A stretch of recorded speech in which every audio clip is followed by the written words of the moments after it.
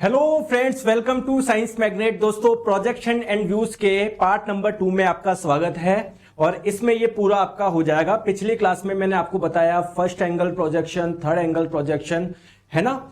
अभी तक हम लोग क्या कर रहे थे, जैसे जो भी मैंने आप लोगों को पढ़ाया उसमें हम लोग किसी ऑब्जेक्ट का प्रोजेक्शन ले रहे थे, उसकी परछाई ले रहे थे, उसका व्यू बना रहे थे।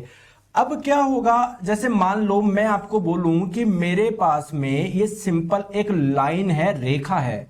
इस रेखा का आप लोगों को प्रोजेक्शन बनाना है तो कैसा बनेगा, है ना। ये आप लोगों से अगर मैं पूछूं तो बहुत बच्चे बोलेंगे सर बहुत आसान है। मैं बोला कैसे सर, अगर फर्स्ट एंगल की बात करें तो इसका जो फ्रंट व्यू होगा वो एक पॉइंट बनेगा। क्या बात है, बहुत बढ़िया सर। टॉप से देखोगे तो ये एक लाइन बनेगी, रेखा बनेगी, बहुत बढ़िया। लेकिन दोस्तों कई बार आपसे पूछ लिया जाता है कि ये लाइन है ना, इसको ऐसे रखेंगे, ऐसे रखेंगे तब क्या बनेगा, तब थोड़ी दिक्कत आती है। इसका तो आप लोग आसानी से बना दोगे, ठीक है। आ जाओ, तो हम लोग बेसिकली किसी भी पॉइंट यानी बिंदु एवं लाइन यानी रेखा का प्रोजेक्शन कैसा बनेगा ये हम लोग देखने वाले हैं, ठीक है। आ जाओ, तो प्रोजेक्शन आप लोग किसका, ये तो मैंने आपको पहले बता दिया था। हाँ, हम लोग पहले क्या कर रहे हैं, किसी पॉइंट, किसी बिंदु का प्रोजेक्शन कैसा होगा हम लोग ये देखने वाले हैं फर्स्ट एंगल सिस्टम में। यानी ये जो हमारा बिंदु होगा ना, इसको हम लोग फर्स्ट क्वाड्रेंट में रखेंगे, ठीक है। तो आप मुझे बताएंगे ऑब्जर्वर कहां पर होता है जब हम लोग फर्स्ट एंगल सिस्टम का यूज करते हैं। सर यहां पर होता है, ऑब्जेक्ट यहां पर होता है और प्लेन यहां पर होता है। अभी जो हमारा ये बिंदु है, डॉट है, यही हमारा क्या है, ऑब्जेक्ट है, ठीक है। जब आप लोग इसको यहां से फ्रंट से देखोगे, इसका फ्रंट व्यू कहां पर बनेगा, यहां पर बनेगा। टॉप से देखोगे तो यहां पर बनेगा। और फिर फाइनली आपको क्या करना है, वर्टिकल प्लेन को ऐसे की ऐसे रखना है, हॉरिजॉन्टल प्लेन को 90 डिग्री में घुमा लेना है, ठीक है। आ जाओ, चलिए सबसे पहले हमने क्या ले रहे हैं, projection of point in first quadrant, ठीक है। यानी ये आपका ये रहा पॉइंट। अब देखो ध्यान से आप लोग समझो, प्लीज प्लीज मेरी बात को ध्यान से समझो। दोस्तों ये जो पॉइंट था ना, वो आपका हॉरिजॉन्टल प्लेन से h ऊंचाई पर था, ठीक है सर। और वर्टिकल प्लेन से d डिस्टेंस पे था, ये d डिस्टेंस पे था, ये d डिस्टेंस पे था, बहुत बढ़िया। जब आप लोग इसका टॉप व्यू बनाएंगे, टॉप व्यू कहां पर बनेगा, इसका यहां पर बनेगा। जब आप लोग इसका फ्रंट व्यू बनाओगे कहां पर बनेगा, यहां पर बनेगा। सही बात है क्या। फिर फाइनली आपको क्या करना है, इस हॉरिजॉन्टल प्लेन को, वर्टिकल प्लेन तो ऐसे कैसे रखना है, इस हॉरिजॉन्टल प्लेन को क्लॉकवाइज घुमाना है 90 डिग्री। तो आप लोग क्या देखेंगे, ये जो ए डैश था, जो क्या है, इसका फ्रंट व्यू है। तो ये रहा आप लोगों का फ्रंट व्यू। और ये जो आपका टॉप व्यू था ना, वो कहां पर आ जाएगा, नीचे आ जाएगा। ये रहा आपका टॉप व्यू। तो ये आपकी जो इसको बोलते हैं रेफरेंस लाइन। तो अगर मैं आप लोगों से बोलूं कि इस रेफरेंस लाइन से कितना ऊपर होगा फ्रंट व्यू, बताओ कितना ऊपर होगा। तो देखो आप समझो मेरी बात को, ये जो आपने फ्रंट से देखा, फ्रंट व्यू यहां पर बना, ये कितनी ऊंचाई पर होगा, ये पॉइंट यहां से कितनी ऊंचाई पे था, h ऊंचाई पे था। तो ये रेफरेंस लाइन से h ऊंचाई पर बनेगा आप लोगों का फ्रंट व्यू। क्लियर है क्या दोस्तों। वर्टिकल प्लेन से ये ऑब्जेक्ट, ये जो आप लोगों का बिंदु है, वो कितनी डिस्टेंस पे था, d डिस्टेंस पे था। समझ में आ गया क्या, कितनी डिस्टेंस पे था, d डिस्टेंस पे था। तो इसका जो टॉप व्यू बना यहां पर, जब इसको आप लोग खोलोगे तो वो इससे d नीचे ही तो होगा, ठीक है। सिंपल सी बात है। चलिए अब बात करते हैं, सर अगर थर्ड क्वाड्रेंट में रखे तो, अरे कहीं पर भी रख लो, जहां आपकी इच्छा हो बना देंगे यार, टेंशन क्यों लेते हो। ये रहा आपका ऑब्जेक्ट, ये रहा आपका प्रोजेक्शन प्लेन, प्रक्षेपण तल, और यहां पर होगा आपका ऑब्जर्वर। तो जब आप लोग इसको फ्रंट से देखोगे तो फ्रंट व्यू कहां पर बनेगा, यहां पर बनेगा। टॉप से देखोगे इसका टॉप व्यू कहां पर बनेगा, यहां पर बनेगा। हम लोगों ने क्या माना था कि वर्टिकल प्लेन से ये कितना डिस्टेंस नीचे था, मैं बोलूं कितना नीचे था, h नीचे था। और सॉरी, हॉरिजॉन्टल प्लेन से h नीचे था, और वर्टिकल प्लेन से कितना दूरी पर था, d दूरी पर था। अब जब आप लोग इसको खोलोगे तो उसका टॉप व्यू तो कहां पर चला जाएगा, ऊपर चला जाएगा। और फ्रंट व्यू तो कहां पर रहेगा, नीचे की नीचे ही रहेगा। सही बात है क्या, क्लियर है क्या, सही बात है। अब मैं आप लोगों से बोलूं कि दोस्तों जो रेफरेंस लाइन है, आप ठीक है, ये आपका ऊपर गया, ये आपका टॉप व्यू बन गया, लेकिन ये रेफरेंस लाइन से कितना ऊपर है, तो ये कितने पे था, डी पे था, तो ये डी पे चला जाएगा। समझ आ रही है बात को। और ये जो आपका ऑब्जेक्ट था ये हॉरिजॉन्टल प्लेन से कितना नीचे था, एच नीचे था। फ्रंट व्यू यहीं तो बनाया, तो रेफरेंस लाइन से भी तो एच ही नीचे होगा। कैसे, बहुत सिंपल है आप लोगों का। चलिए अब नेक्स्ट बात करते हैं दोस्तों, लाइन किसी रेखा का प्रक्षेप कैसे निकाले। बहुत सिंपल है, इसमें अलग अलग केस बनते हैं। क्लियर है क्या?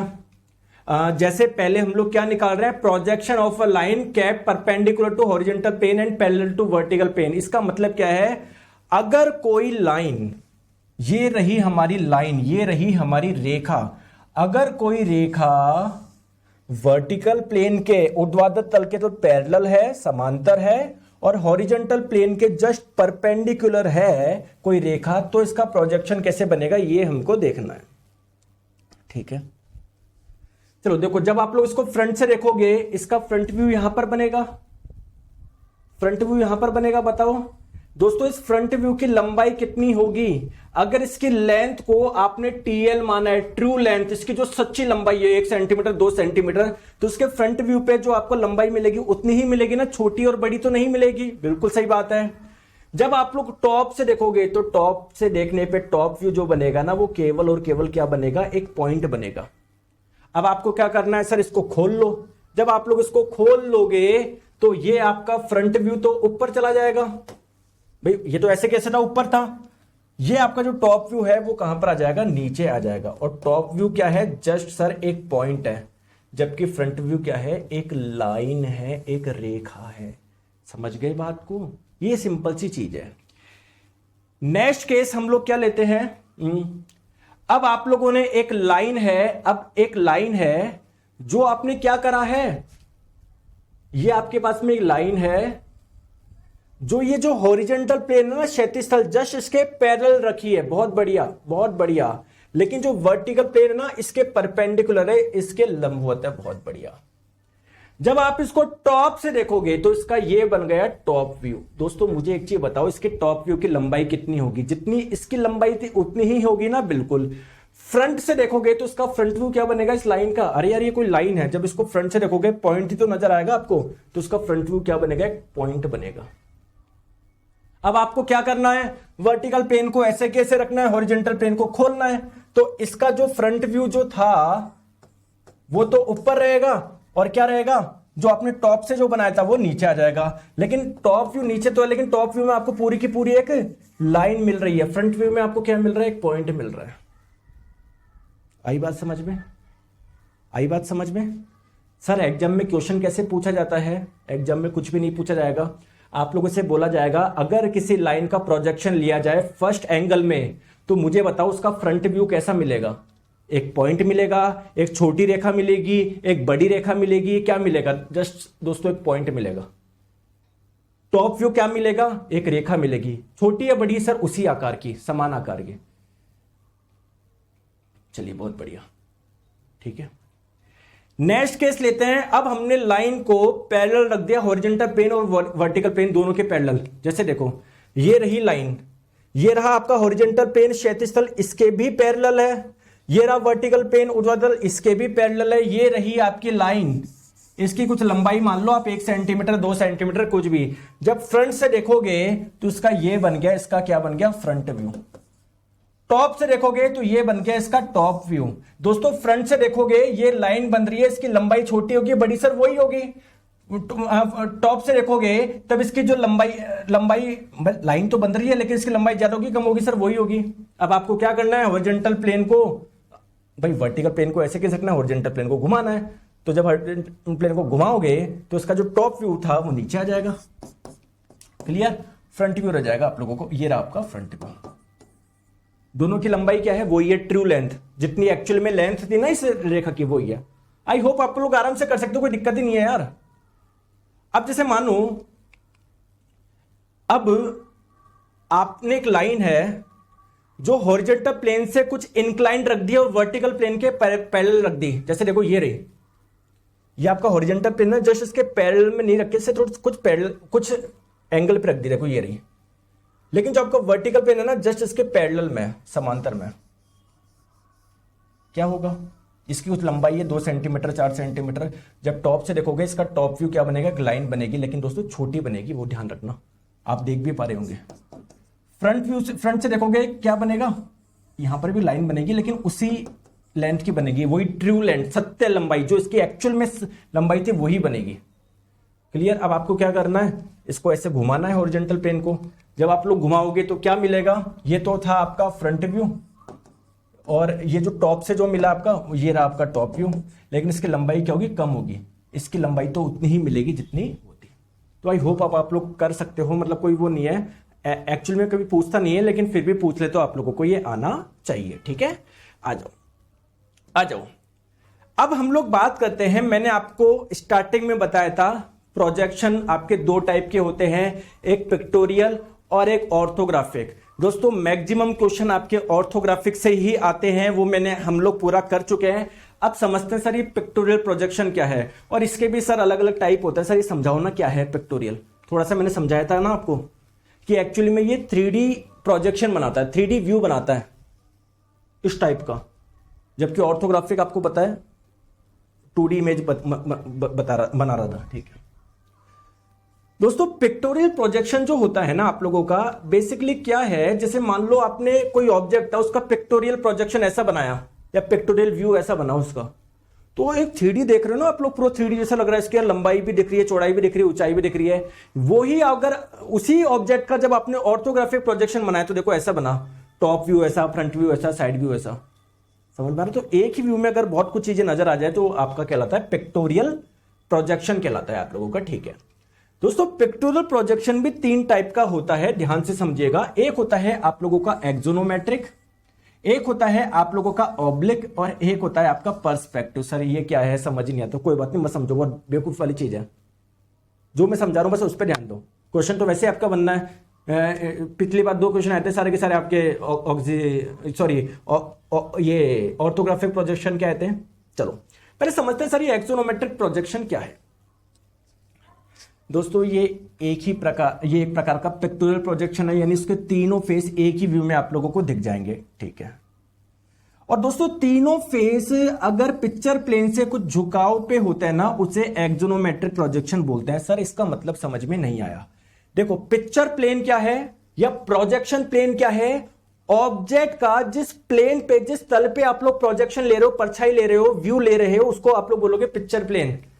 तो देखो यहां पर आप लोग देखो ऑब्जेक्ट है, इस ऑब्जेक्ट का आप लोग प्रोजेक्शन ले रहे हो, इस पे ये बन जाएगा प्रोजेक्शन प्लेन, पिक्चर प्लेन। दोस्तों अब देखो क्या बोला जा रहा है,